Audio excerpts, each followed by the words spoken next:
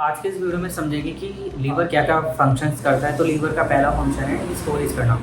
Storage में कई सारी चीज़ों को स्टोर करता है, जैसे कि ग्लूकोज का स्टोर करना, फैट का स्टोर करना, बाइल जूस का स्टोर करना, विटामिन का स्टोर करना। ये उन्हीं चीज़ों को स्टोर करता है जो हमारी बॉडी में ज़रूरत से ज़्यादा हो जाती है। जैसे मान लीजिए हमने एक दिन में 400 ग्राम ग्लूकोज खाया और हमारी बॉडी को 300 ग्राम ग्लूकोज की ज़रूरत थी, जो 100 ग्राम जो एक्स्ट्रा हो गया तो ये बॉडी से बाहर नहीं जाता, ये हमारी बॉडी के अंदर ही स्टोर हो जाता है और ये इसको स्टोर करता है लीवर।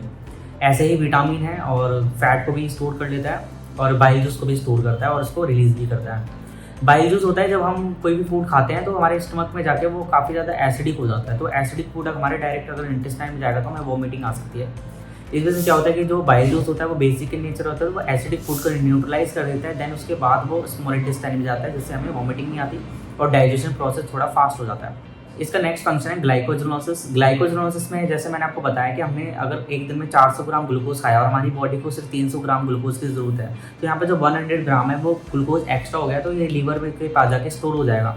लेकिन ग्लूकोज को ग्लाइकोजन की फॉर्म में स्टोर करना और ग्लाइकोजन को दोबारा से ग्लूकोज की फॉर्म में रिलीज़ कर देना हमारी बॉडी में, इस पूरे प्रोसेस को कहते हैं ग्लाइकोजेनोसिस। ये दूसरा फंक्शन है, लीवर के द्वारा किया जाता है। इसका नेक्स्ट फंक्शन है ये formation of RBC and destruction of RBC भी करता है। जैसे कि जब प्रेगनेंसी के दौरान जब बोन मैरो बन नहीं पाते हैं तो इसकी वजह से लीवर रेड सेल्स को बनाता है, इसलिए कहते हैं फॉर्मेशन ऑफ आरबीसी। और डिस्ट्रक्शन ऑफ आरबीसी जब रेड सेल्स की जो साइकिल होती है वो 120 डेज की होती है, 120 डेज पर उसको टूटना होता है, तो इसका डिस्ट्रक्शन भी लीवर करता है और उसको हमारे यूरिन मतलब रेड सेल्स को हीमोग्लोबिन और हीमो को तोड़ता है। हीमो अलग होता है, ग्लोबिन अलग होता है। हीमो वाला पार्ट बिलोबिन बना के उसको हमारे बॉडी से बाहर कर देता है, तो ये भी फंक्शन लीवर करता है। इसका अगला फंक्शन है ब्लड क्लॉटिंग। ये हमारे ब्लड क्लॉटिंग में भी मदद करता है। जैसे हमें कहीं चोट लग जाए तो पहले तो क्या होता है, प्लेटलेट्स वहाँ पे जाके जख्म को ठीक करते हैं, लेकिन उस जख्म को और ज़्यादा मजबूत, मतलब जो प्लेटलेट्स उस जख्म पे जम जाते हैं ना, जब भी चोट लगती है तो उसके बाहर वो